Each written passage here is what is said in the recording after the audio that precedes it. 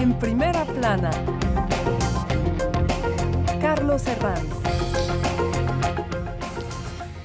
Bienvenidos en Primera Plana, un programa de Radio Francia Internacional y de France 24. Esta semana les proponemos una reflexión apasionante a medio camino entre la cultura y la ética. ¿Se puede admirar la obra de un artista deleznable?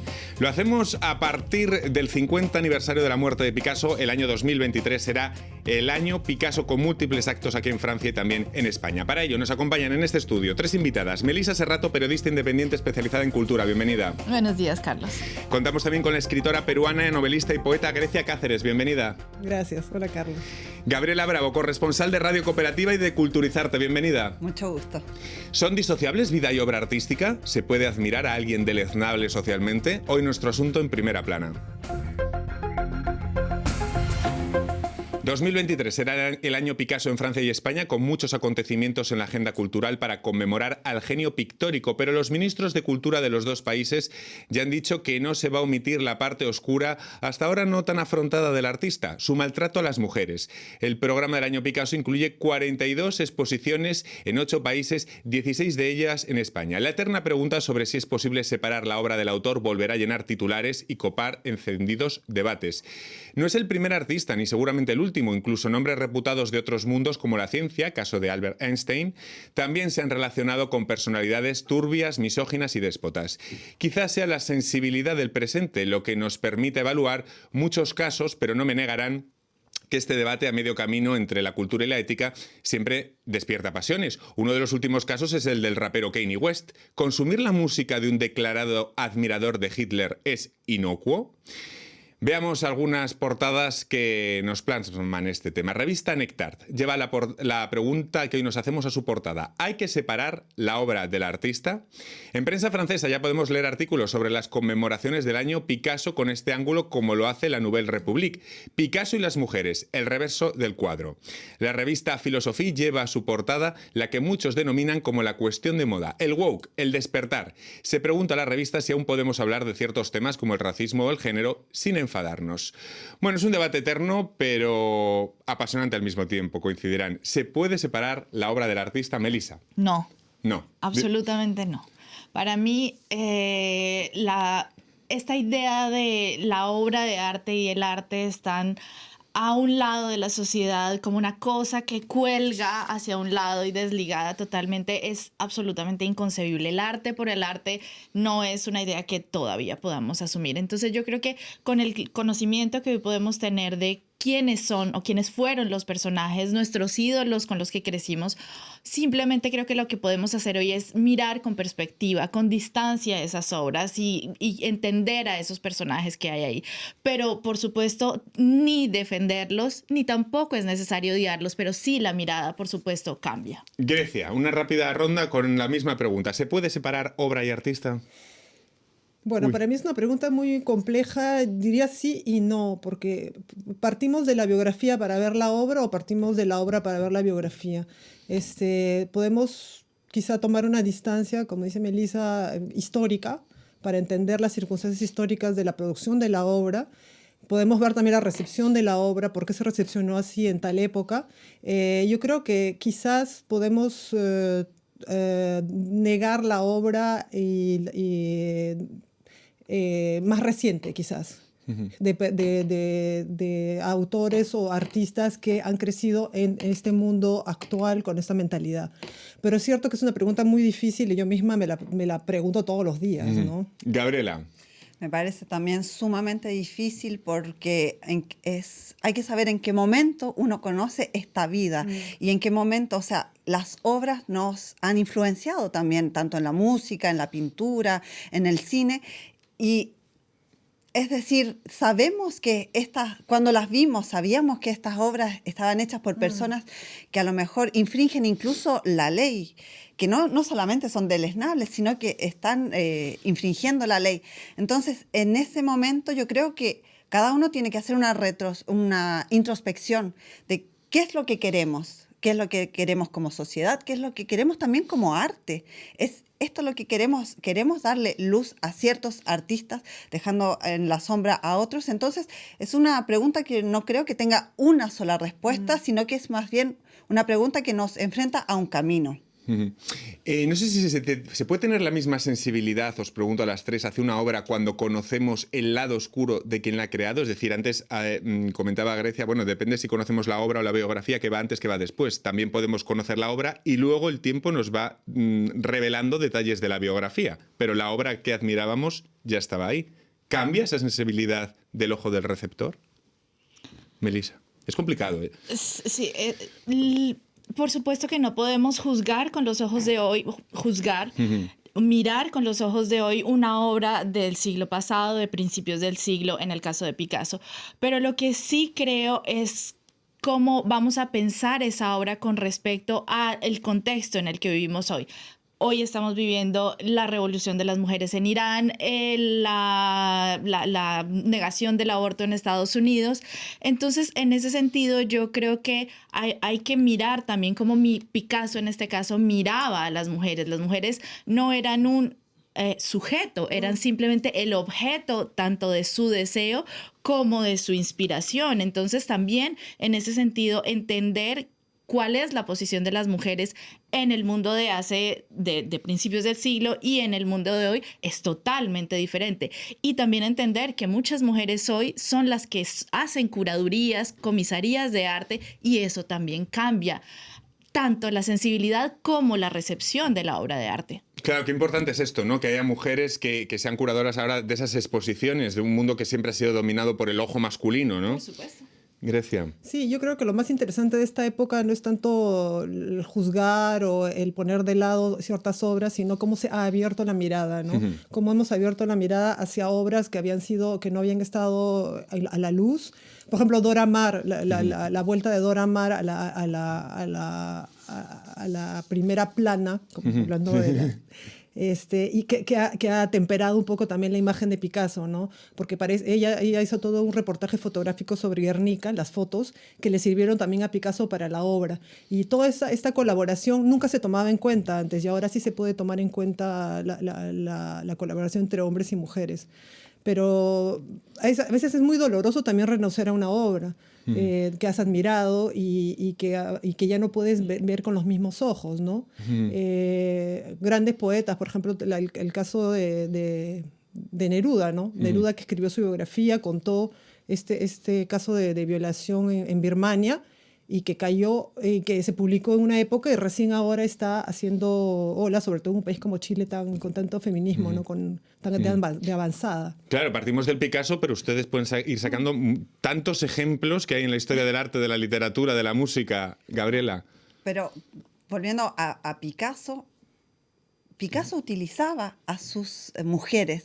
Entonces su obra está íntimamente ligada, sí, es casi indisociable, claro, ¿no? a la violencia de género. Es decir, su inspiración, cuando uno ve una obra, no sabe nada del artista y dice, bueno, esto me parece un sentimiento tan potente, pero ¿dónde viene a sacar esa potencia? La viene a sacar de la violencia, de aplastar y de ocultar el talento también de sus propias mujeres. Entonces, lo que he podido ver en esta conmemoración de Picasso se ha dicho que es una celebración. En estos momentos es lo que necesita nuestra sociedad, celebrar a una persona que está siendo puesta en tela de juicio por esta violencia de género, y de todo lo que se propone, por ejemplo, estudiar su obra, el impacto que ha tenido en la pintura, en el arte. Sin embargo, no hay ninguna proposición de el arte y la violencia de género en la pintura de Picasso. Entonces, cuando dice vamos a abordar todos los aspectos, ¿es verdad? ¿O lo vamos a decir, bueno, es un gran artista, él le pegaba un poco a las mujeres, maltrataba un poco a sus señoras, pero quedémonos con este gran artista? Me parece que estamos en una época en que tenemos que decidir cuál es el arte, cuáles son los ídolos que queremos elevar. Claro, los ministros de España y Francia ya han adelantado para decirnos que no va a existir un tabú respecto a esta parte oscura en la relación de Picasso con las mujeres en el año 2023, el año Picasso. Quizá esto nos demuestra que los tiempos cambian y que celebrar a Picasso no se puede hacer de una forma incolora o de una forma edulcorada. Es decir, ahora mismo a los representantes políticos ya no les queda otra en la sociedad actual que explicarse así. No podrían anunciar otra cosa, ¿no? Por fortuna, hay que revelar esa mirada que no estaba antes. Si uno mira los libros, las biografías que se han escrito de Picasso, las que conmemoran y celebran la obra de Picasso, además son en muchos casos escritas por hombres. Ahora que hablaban de Dora Maar, hay una frase de ella que me encanta y dice: todos los retratos míos son mentira, son Picassos, ninguno es Dora Maar. Entonces ahí tenemos precisamente esa necesidad de mirar esa otra perspectiva, que es la perspectiva femenina. Y yo creo que en eso es en lo que estamos. Pero ¿cómo? Esto es un debate sobre todo que plasma el cómo cambian los tiempos, porque ¿quién se hubiese atrevido a hacer esta crítica hace 10 o 20 años en una exposición de Picasso? Si alguien hubiera levantado la voz para decir esto, hubiera sido ridiculizado. Claro, la obra era un objeto de admiración, no se tocaba, era intocable, era como sagrada, ¿no? Quizás el último lugar de lo sagrado es el arte en el mundo actual. Entonces se trataba de proteger. No solamente no se hablaba, sino se protegía a estas personas. Y eso es lo que más duele, de cierta manera, ¿no? Se les perdonaba, eran los grandes hombres, las grandes obras que marcaban lo humano, ¿no? Entonces todo eso ha cambiado mucho y eso a mí me parece que quizás es una gran avanzada, ¿no? Los grandes hombres y las grandes obras, ¿no? Pero, por ejemplo, Proust decía que no había que ver la biografía del autor, que había que ver solamente la obra. Hay mucha gente que es muy purista, que solamente piensa que hay que ver la obra y no, ignorar lo que pasó con el autor. Y hay la suerte es que en la Edad Media o en otras épocas no conocíamos la biografía exacta de los autores y hay obras que son anónimas, ¿no? Entonces, quizás eso como que te da, tú dices, bueno, hay obras anónimas, pinturas anónimas y puedo disfrutarlas sin tener que preguntarme cómo era la vida del autor, ¿no? Entonces eso es un peso una responsabilidad para el que recepciona. Quiere decir que hay un sentido de responsabilidad en el receptor. Pero estamos totalmente sometidos a esa responsabilidad. Muy interesante, que es muy pesada. Responsabilidad del ojo que mira. Gabriela. Sí, mujeres. Sí, porque es que este mundo del arte ha sido construido por los hombres, para los hombres. Y eso es lo que implica toda esta revisión. Porque, por ejemplo, no solo hay que preguntarse si un artista es deleznable o no, pero también cuántas artistas han quedado a la sombra. A la sombra. Alice Guy, la primera mujer cineasta que fue completamente ocultada de la historia del cine. Completamente, cuando uno ve. Entonces, hay que preguntarse, ¿a dónde quiero yo que los recursos, por ejemplo, del Estado vayan? ¿A qué artista quiero yo ponerle la luz? ¿A quién quiero? ¿Qué artista también representa? ¿Hay una diversidad de miradas en el arte o está hecho para que cierto público le diga a todo el mundo: esto es lo que hay que admirar? Me vais a dar un momento, vamos a hacer una breve pausa, enseguida continuamos con esta edición tan interesante de En Primera Plana. Hasta ahora. Desinformación, sustantivo femenino, información falsa o conjunto de acciones que contribuyen a la desinformación del público. En France 24, nuestro trabajo es ofrecerles una información de calidad. Nuestro rigor y nuestra independencia nos permiten distinguir entre lo verdadero y lo falso. En Los Observadores de France 24 verificamos las fotos y los videos que circulan en Internet. Si son falsos, se lo haremos saber y le diremos cómo identificarlos. Cada vez el mar de la información en Internet se hace más turbulento. Por eso en France24.com la honestidad y el contexto están primero. France 24. Información certificada.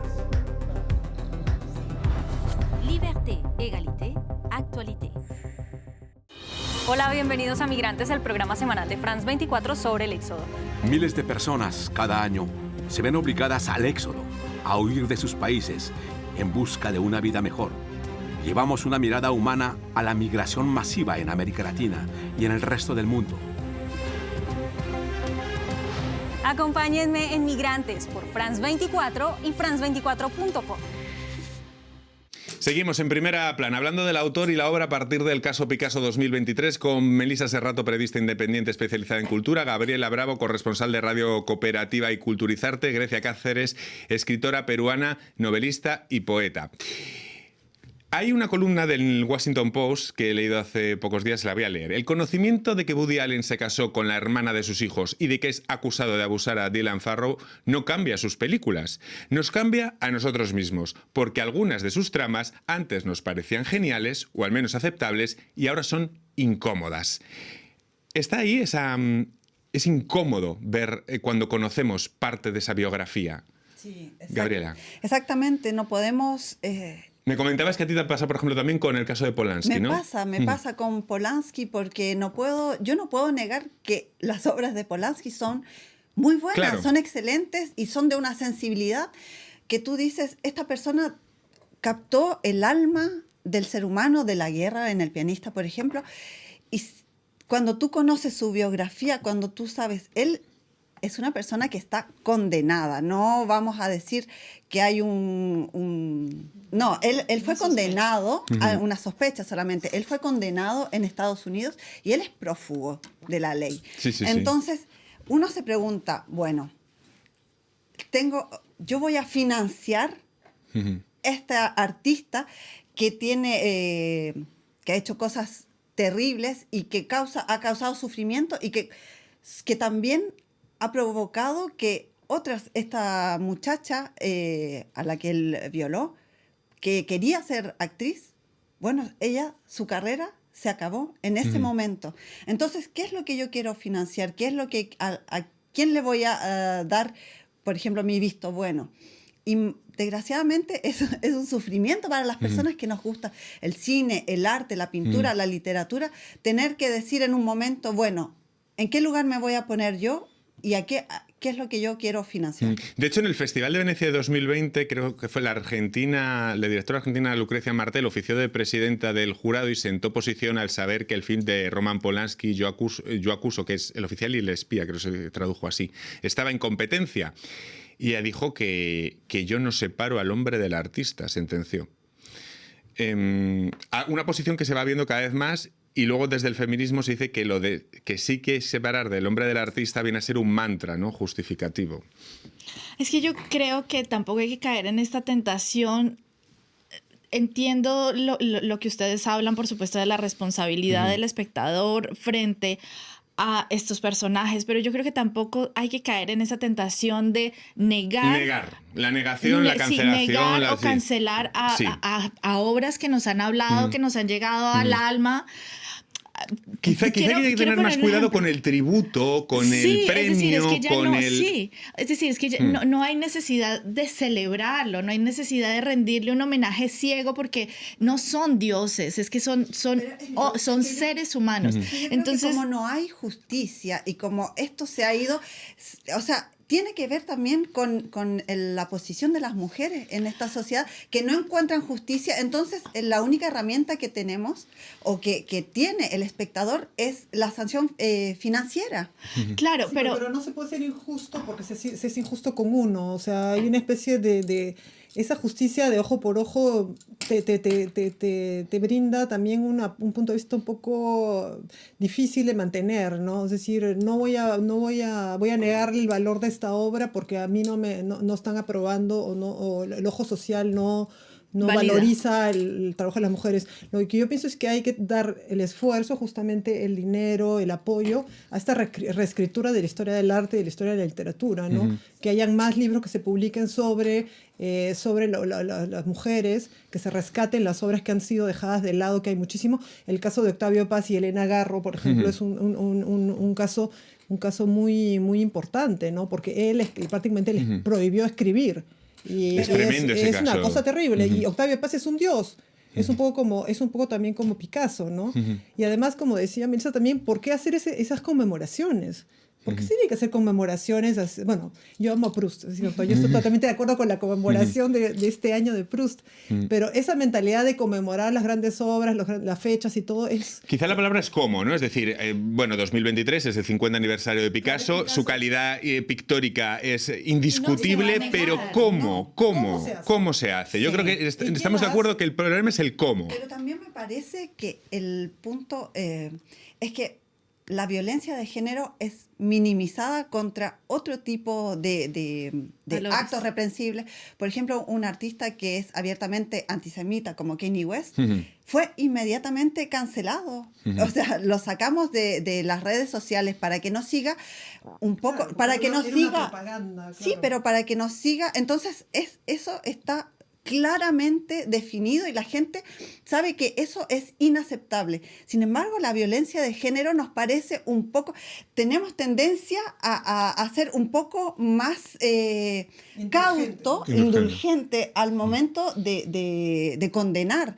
Porque cuando Kanye West dice que él es admirador de Hitler, es que todos los sponsors, todo el mundo se quitó de ahí, todo el mundo se fue. También en el caso de Kanye West no podemos hablar de juzgar con los ojos del pasado. No, lo que es pura actualidad tiene una formación y es una cosa que yo creo que no se puede tolerar. Pero ahí Pues. está nuestra responsabilidad. Desaparecer la obra de Picasso, no podemos hacer desaparecer la obra de Picasso. Y además, bueno, ha habido también muchas exposiciones de Picasso y sus maestros, todo lo que es Velázquez, todas estas grandes figuras de la odalisca, de Matisse, o sea, es toda una tradición pictórica de visión de la mujer como objeto, no como sujeto, que está en juego, ¿no? Y que no se puede negar y que ha dado obras magníficas y que es toda una tradición. Entonces, tenemos que ver todo eso en el marco. Por ejemplo, hay muchas obras de Picasso que se pueden Pero como tú lo dices, las mujeres de Argel, o sea, se pueden poner como tú lo dices, es una tradición. ¿Queremos que esa tradición continúe? ¿O queremos cambiarla? Porque se supone que el arte está un poco para remecer, son los avantgardistas que vienen a mostrarnos un camino de seguir. Entonces, estamos viendo... Quizá este debate lo podemos tener ahora, en 2022, pero entonces, hace 5 años yo no sé si pudiéramos haberlo tenido. Ha cambiado mucho. ¿Cómo el arte se va a volver un lugar de conservadurismo?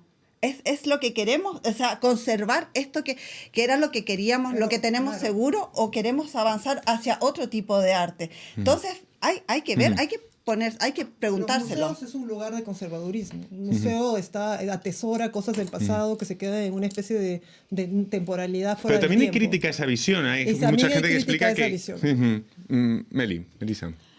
Hay un ejemplo que yo quiero traer a colación de la cultura totalmente popular y es una canción de Rocío Dúrcal que se llama Vestida de Blanco, una mujer virgen, ¿no? Es decir, que llega al altar a casarse del brazo de un hombre que me da su nombre, dice.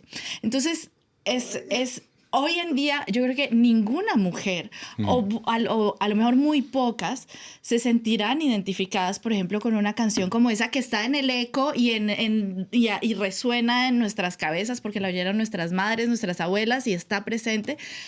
Pero entonces también me parece que es importantísimo ver que no solamente que esta mentalidad de los hombres y del macho hay que cancelarse y hay que negarse y hay que plantear una nueva forma, sino también ver que las mujeres ya tenemos también otra perspectiva y que desde esa otra perspectiva ya miramos las cosas de otra manera, las juzgamos desde otra manera y nos acercamos a ellas desde otra manera. Entonces, pongo también otro ejemplo de la cultura popular y, digamos, de mi época.